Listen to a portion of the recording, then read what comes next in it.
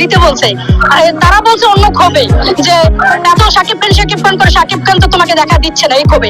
কিন্তু শাকিব খান যদি জানতো বা ওইভাবে জানতো যে আমি এরকম একজন ভক্ত, এটা যদি অন্য কারোর মাধ্যমে জানতো বা কেউ জানাতো, আমার বিশ্বাস আমার হিরো আমাকে সুযোগ দিবে এবং জনগণের সামনে আমাকে সেই সুযোগটা দেয়। আমি সেটা চাই। কোনো ডিরেক্টর দ্বারস্থ নেই। আবার এখানে একটা মজার কথা একদম খুলেই বলি, একটা মজার কথা খুলেই বলি, আমি শাকিব খানকে এফডিসিতে ঘুরে ঘুরে দেখতে যেতাম। কাউকে বলতাম ভাইয়া শাকিব খান আসলে আমাকে একটু বললেন, জাস্ট আমাকে জানাতো, ঠিক আছে? তো জানালে আমি চলে যেতাম, দৌড়াইয়া চলে যেতাম। তখন আমার কাছে মনে করেন 500 টাকা নাই, অথচ আমি 1200 টাকা 1400 টাকা সিএনজি ভাড়া করে দৌড়ায় চলে আসতাম। 1 মিনিট আমার দেখতে হবে। আজ এমন হয়েছে আমি এফডিসি পৌঁছে শাকিব খানের গাড়িতে বের হয়ে যাচ্ছে আর আমি ঢুকতেছি, মানে হাউ মাউ করে কাঁদছিলাম। সেদিনও আমি অনেক আগে, বহু আগে কাঁদছিলাম। তারপরে এভাবে যেতে যেতে একদিন এরকম আরেকদিন গেছি আমি। সেই দিন এরকম আমি যেমন শাড়ি পরে আসছে এরকমই আমি শাড়ি পরে সেজে গুজে গেছি। যাওয়ার পর সেখানেও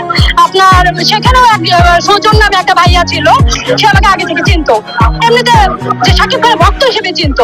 তারপর সে আমাকে বলে যে একটা সিন আছে মনের মতো মানুষ পাইলাম না মুভিতে, সেটাতে তুমি তো শাকিব খানের পাশে দাঁড়াবা কোট গায়ে দিয়ে, মানে উকিলের কোটটা গায়ে দিয়ে তুমি করবা। আমি বলছি পাশে কেন, আমাকে যদি পিছনে 10 লাইন পিছনেও দেন তাও আমি দাঁড়ায় থাকবো, আমাকে না দেখা যাক, শাকিব খানকে দেখতে পেলে হবে শুটিং সেটে। তারা বলছে না এতটা পিছু তুমি তোমার দাঁড়াতে পারলে, তুমি শাকিব খানের হাত থেকে একটা জিনিস নিবা। মানে ঘটনা চক্রে সেই দিনই আমার শুটিং করে, সেই দিন, মানে এটা কেউ জানেই না ওভাবে ঘটনা চক্রে সেই দিন। তারপর জাকির হোসেন রাজু স্যার সেটে বসা, ওইখানে জাকির হোসেন রাজু স্যার বলে কি এই মেয়েকে এই কাজ পাইলো কিভাবে, এইরকম কথা উঠছে। তখন বলতেছে ভাই এই মেয়েটা পাগল ভক্ত, প্রতিদিনই এফডিসি এসে ঘুরতেছে, আজকে এটাতে নিছি। উনি ছিল সম্ভবত স্ক্রিপ্ট রাইটার, সম্ভবত, যাই হোক, মানে ঘটনা চক্রে আমি শাকিব খানের মুভিতে এন্ট্রি নিয়ে নিই এবং কাজ করে ফেলি। সেই দিন আমি সারাদিন শাকিব খানকে দেখছি, কথা বলার চেষ্টা করছি, কিন্তু তখন আমাকে একজন একটা কথা বলছিল, বেশি সিনক্রেট করলে কিন্তু তোমাকে এফডিসি থেকে বের করে দিবে, ঠিক আছে, তুমি সিনক্রেট করো না। আমি তারপর একটা কথা তখন ভাবছি আমার মন থেকে, তো মন তো দেখতে পারতেছি, ঠিক আছে সিনক্রেট করবো না। শাকিব খানের হিরো যখন কোটটা পরে শর্ট দিতে আসবে, তখন আমি তার দরজার সামনে গিয়ে আমি কোট গায়ে দাঁড়িয়েছিলাম। তখন আমাকে একজন বলছে যে এই শোনো তুমি কি উকিল হয়েছো এখানে? পরে বলছি হ্যাঁ।